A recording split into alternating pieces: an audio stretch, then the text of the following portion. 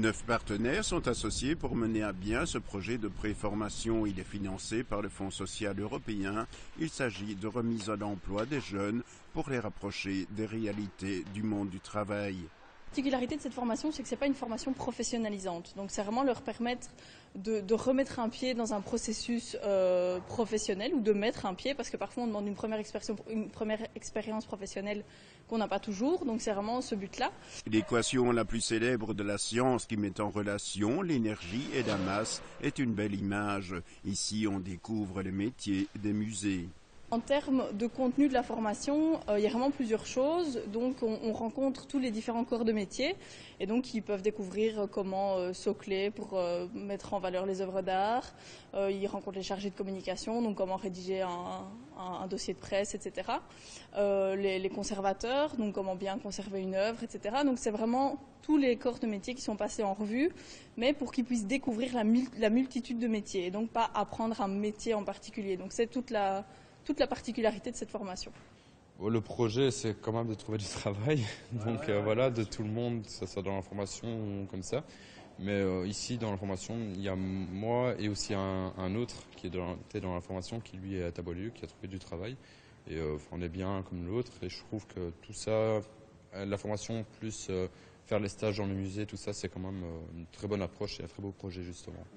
Marimont, Jan Kelevitch, musée international du carnaval et du masque, centre de la gravure et de l'image imprimée, Delibule & Co, domaine du château de Senef, écomusée de Bois-du-Luc et centre de la céramique. Voilà des sites que les stagiaires approcheront. On a toujours essayé de placer l'humain au cœur du projet.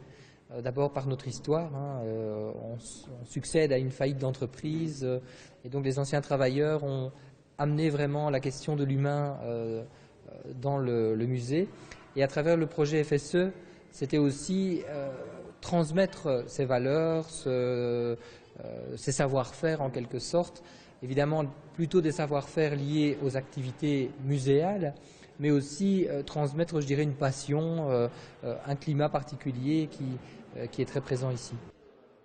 Les stagiaires découvrent les musées, leurs métiers et les technologies numériques et participent à l'organisation d'événements. Ils sont accompagnés durant 13 semaines.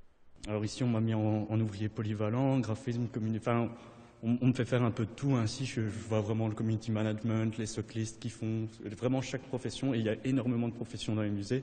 Ils sont 81 rien qu'au musée de Marimont. Ils ont tous une fonction vraiment bien. Il y a des fonctions atypiques. Franchement, les socklists, c'est atypique, mais il n'y a pas que ça. Les jeunes de 18 à 24 ans ne sont ni étudiants, ni stagiaires, ni employés. Il s'agit d'une préformation.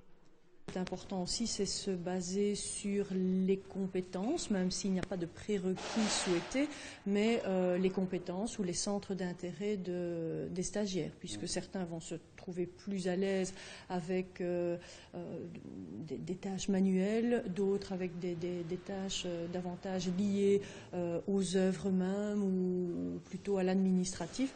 Donc c'est vraiment leur donner la chance de rentrer à l'intérieur d'un musée, de découvrir le fonctionnement, ce qu'on ne soupçonne pas toujours. La prochaine session de 13 semaines se déroulera en février prochain.